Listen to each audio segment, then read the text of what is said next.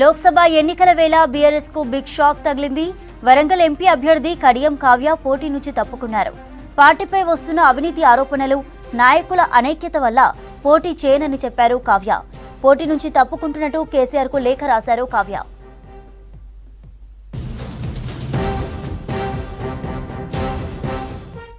ఇదే ఇష్యూపై మరిన్ని details Sharif live ద్వారా అందిస్తారు. షరీఫ్, బీఆర్ఎస్ లో ప్రస్తుత పరిస్థితి ఏంటి? కావ్య ఎందుకు పోటీ నుంచి తప్పుకున్నారు? చంద్రిక, బీఆర్ఎస్ లోక్సభ 17 స్థానాలకు పార్టీ చీఫ్ కేసీఆర్ పేర్లు ప్రకటించినప్పటికీ కూడా బీఫామ్ల వరకు ఎవరు ఉంటారు అనేటువంటి ఒక చర్చనైతే మొదటి నుంచి కూడా జరుగుతుంది. దానికి అనుగుణంగానే ఈ యొక్క రాజకీయ పరిణామాలు కూడా వేగంగా మారుతున్నటువంటి పరిస్థితి కూడా మనం చూసినాం. ఇప్పుడు వరంగల్ కి సంబంధించి కడియం శ్రీహరి కుమార్తె కడియం కావ్య పోటీలో ఉండట్లేను, తప్పుకుంటాననేటువంటి లేఖను పార్టీ కార్యాలయానికి కేసీఆర్ కి పంపించడం జరిగింది. దీనిపైనే ప్రస్తుతానికి అయితే రాజకీయంగా చర్చ జరుగుతున్నటువంటి సిచ్యువేషన్ అయితే మనకి కనిపిస్తున్నాయి. వాస్తవానికి వరంగల్ సీటుకు సంబంధించి లోక్సభ స్థానానికి సంబంధించి ఇద్దరు లీడర్లు పార్టీని వీడరు. అందులో ఒకటి సిట్టింగ్ బీఆర్ఎస్ ఎంపీగా ఉన్నటువంటి పసునూరి దయాకర్ కావచ్చు, దాంతోపాటు ఆరూరి రమేష్ కూడా మొదటి నుంచే ఎప్పుడైతే కడియం కావ్య పేరు వినపడక ముందు నుంచే ఆయన ఎక్స్పెక్టేషన్స్ లో ఉండే చాలా సార్లు కేసీఆర్ తో కూడా మాట్లాడారు. ఆయన ఎపిసోడ్ ని కూడా మనం చూసినాం. బీఆర్ఎస్ కి సంబంధించినటువంటి నాయకులు అతన్ని పోకుండా ఆపారు. ఆ తర్వాత బీజేపీలో ఆయన వెళ్ళడము, బీజేపీలో వెళ్ళినటువంటి ఆ థియరీని కూడా మనం చూసినాం.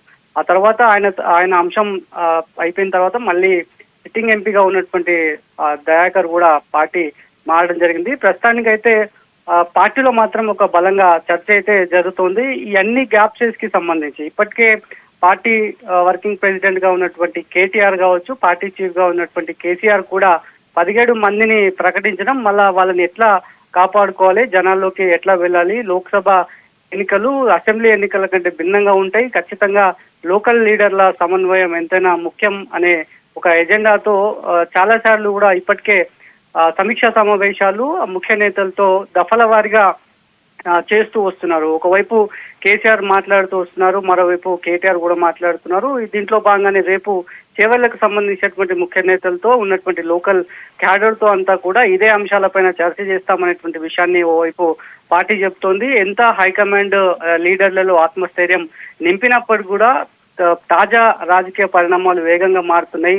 మరోవైపు నేతల పైన భూ కబ్జా కేసులు నమోదవుతున్నాయి, ఆరోపణలు వస్తున్నాయి, వ్యక్తిగత ఆరోపణలు వాళ్ళపైన వస్తున్నటువంటి తరుణంలోనే ఈ యొక్క పరిస్థితులు పార్టీకి ఎదురవుతున్నాయనేది కూడా తాజాగా చర్చనైతే జరుగుతోంది. మొన్నటికి మొన్న BSP RSP Praveen Kumar BRS పొత్తు అంశం కూడా దీనిపైన చర్చ దారి తీసింది. ఎందుకంటే ఎప్పుడైతే లిక్కర్ కేసు తెర మీదకి వచ్చిన తర్వాతే బీఎస్పీ పైన హైకమాండ్ మాయావతి వెనుకడుగు వేసిందనేటువంటి చర్చ ఆర్ఎస్పీ ఎపిసోడ్ లో మనం చూసినాం. ఇదే అంశం పైనే ఆమె పొత్తును వెనక్కి తీసుకోవాలి, పొత్తులో భాగంగా బీఆర్ఎస్ తో పోవద్దు అనేటువంటి అంశాన్ని హైకమాండ్ ఆర్ఎస్పీ ప్రవీణ్ కుమార్ కి స్పష్టం చేసినప్పుడు ఆయన ఆల్రెడీ హైకమాండ్ తో కూడా చెప్పారనేటువంటి చర్చ జరిగింది.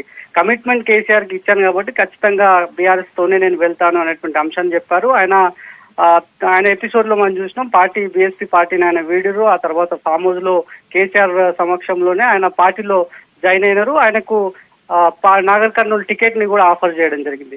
సో ఆయన ఎపిసోడ్ లో కూడా కొంతమంది అసంతృప్తి వ్యక్తం చేసి నేతలు బీఆర్ఎస్ నుంచి వేరే పార్టీలోకి మారడం జరిగింది. అందులో భాగంగానే కోనేరు కోనప్ప ఎపిసోడ్ ని మనం ఉదాహరణ చెప్పుకోవచ్చు. సిర్పూర్ కాగజ్ నగర్ లో కోనేరు కోనప్పకు సంబంధించి అదే సామాజిక వర్గం కాబట్టి ఆయన జీర్ణించుకోలేకపోయారు. ఆయన పార్టీని వీడినటువంటి అంశం. వాస్తవానికి లోక్సభ ఎన్నికలంటే పవర్ లో ఉన్నప్పుడు 2 దఫాలుగా అసెంబ్లీ ఎన్నికలు కావచ్చు, లోక్సభ ఎన్నికలకు సంబంధించి మాత్రం బీఆర్ఎస్ పార్టీలో ఒక జోష్ అనేది కనిపించేది. కార్యకర్తల్లో, అదేవిధంగా క్యాడర్లో, లీడర్లలో ఒక జోష్ అనేది కనిపించేది. కానీ ఇప్పటికైతే కొన్ని స్థానాలు మినహాయించి అంటే 17 స్థానాలకి అభ్యర్థులను పేర్లు ప్రకటించినప్పటికీ కూడా ఆయా నియోజకవర్గాల్లోకి జనాల్లోకి ఒక ఎజెండాతోని పోవట్లేదనేటువంటి చర్చ అంతర్గతంగా పార్టీలో నడుస్తోంది. వాటిని ఫుల్ఫిల్ చేయడానికే పార్టీ హైకమాండ్ అంతా కూడా ప్రయత్నం చేస్తోంది. వాస్తవానికి కొన్ని స్థానాల్లోనే ప్రచారాన్ని చురి చేశారు, మరికొన్ని స్థానాల్లో నాయకులు, నేతలు ఎవరు కూడా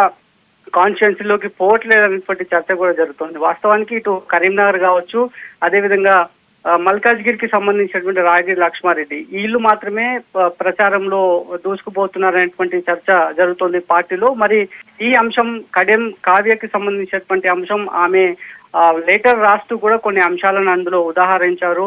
భూ కబ్జా కేసులు కావచ్చు, లిక్కర్ కేసు కావచ్చు, తాజా పరిస్థితులు, అదేవిధంగా అసెంబ్లీ ఎన్నికల్లో ఎదురైనటువంటి ఒడిదొడుకులు కావచ్చు, అవన్నీ అన్ని అంశాలను ఆమె అందులో క్రోడీకరించారు. కాబట్టి మరి దీనిపైన పార్టీ చీఫ్ కేసీఆర్ ఏ రకమైనటువంటి నిర్ణయం తీసుకుంటారు? వాస్తవానికి ఇప్పటికే కడియం కావ్య, కడియం శ్రీహరి పార్టీ మారుతున్నారనేటువంటి చర్చ కూడా జోరుగా సాగుతోంది. ఎప్పుడైతే ఆ యొక్క జిల్లా వరంగల్ జిల్లాకు సంబంధించినటువంటి ముఖ్య నేతలతో సమావేశం కంటే ముందే కడియం శ్రీహరి పైన ఆరోపణలు వచ్చినాయి. ఆయన పార్టీ వీడుతున్నారు అనేటువంటి చర్చ జరిగింది. కానీ ఆయన తిరస్కరించారు.